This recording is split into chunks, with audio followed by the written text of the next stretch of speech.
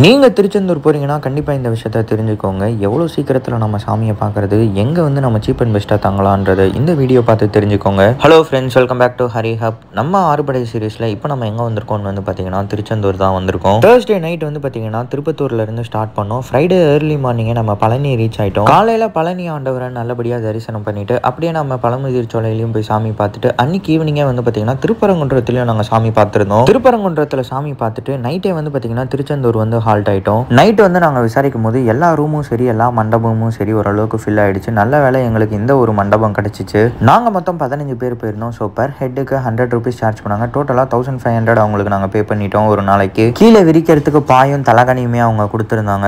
ஒரு ரூமுக்கு நம்ம 1000 எடுத்தால் கூட, ஒரு ரூமில் 3 பேர் அகாமடேட் பண்ணுற மாதிரி இருந்தால் கூட கண்டிப்பாக நம்ம 5000 பே பண்ணியிருக்கணும். பட் இந்த இடத்துல வந்து பார்த்தீங்கன்னா ஜஸ்ட் 1500 தான். இந்த இடத்துல குளிக்கிறதுக்கு 3 பாத்ரூம்ஸும் வாஷ்ரூம் யூஸ் பண்ணுறதுக்கு 3 டாய்லெட்ஸுமே வச்சிருந்தாங்க. குரூப்பாக போனோம்னா ஒரு நாளைக்கு இந்த பிளேஸே கொஞ்சம் வர்த்தாக தான் இருக்கும். நைட்டு வந்த உடனே எப்படா தூங்குவோன்ற மாதிரி இருந்துச்சு. நல்லா தூங்கி எந்திரிச்சதுக்கு அப்புறம் காலையில் கடலில் போய் குளிச்சுட்டு திருப்பி ரூமில் வந்து குளிச்சுட்டு நாங்கள் ரெடியாகி கோயிலுக்கு போகலான்ட்டு இருந்தோம். கடல் கிட்ட போகும்போது வந்து பார்த்தீங்கன்னா செம்ம ரஷ்ஷாக இருந்துச்சு. எப்படா கடலில் குளிச்சுட்டு திருப்பி நம்ம கியூவில் போய் நிற்க போகிறோன்றதை நினச்சாலே ஒரு மாதிரி இருந்துச்சு.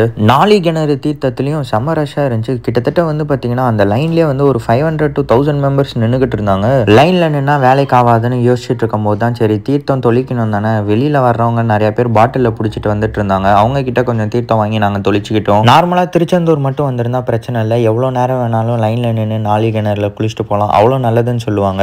இப்போ எங்கள் சுச்சுவேஷன் என்னன்னு வந்து பார்த்தீங்கன்னா, நாங்கள் ஒரு 3 நாளில் இந்த 6 படை வீடு கம்ப்ளீட் பண்ணணும். அதனால தான் ஒரு அக்கா கிட்ட தீர்த்தம் வாங்கி தொளிச்சுக்கிட்டோம். ஒரு ½ hour நல்லா கடலில் விளையாண்டுட்டு ஃபன் பண்ணிட்டு அதுக்கப்புறம் உங்கள் உடம்பெல்லாம் ஃபுல்லாக உப்பாக இருந்துச்சு. சரி ரூமுக்கு போயிட்டு மறுபடியும் குளிச்சுட்டு ரெடி ஆகிட்டு கோயிலுக்கு கிளம்பலான்னு வந்துட்டோம். நாங்கள் இருந்த ஸ்பாட் வந்து பார்த்தீங்கன்னா தேர்க்கடை வீதி. அந்த தேர் நிற்கிறதுக்கு ஆப்போசிட்லேயே வந்து பார்த்தீங்கன்னா ஒரு ஹோம் ஃபுட் மாதிரி இருந்துச்சு.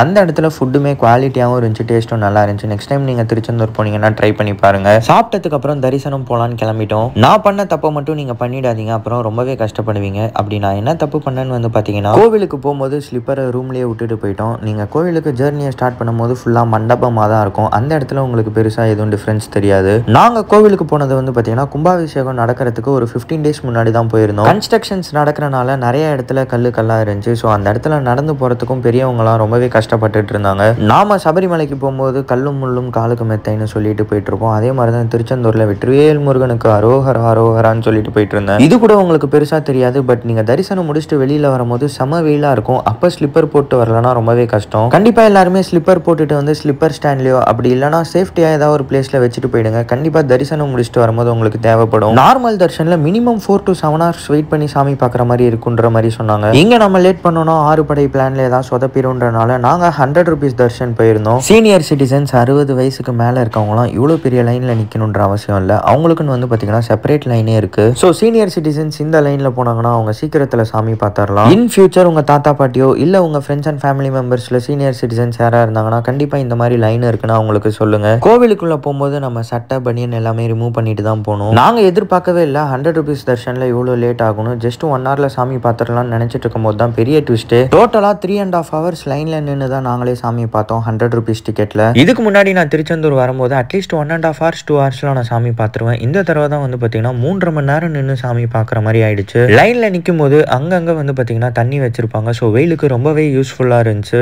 லைன்ல நிற்கும் போது 2 சைடுமே வந்து ஸ்நாக்ஸ் சேல்ஸ் பண்ணிட்டு இருந்தாங்க. மாங்காய், பைனாப்பிள், வெள்ளரிக்காய், சுண்டல்ன்ட்டு. கரெக்டாக சன்னிதானத்துக்குள்ள போகும்போது தான் உச்சிக்கால பூஜை மாதிரி ஏதோ நடந்துட்டு இருந்துச்சு. சீரியஸாக சொல்லணும்னா எனக்கு இந்த தடவை ரொம்ப லக்குன்னு தான் சொல்லணும்.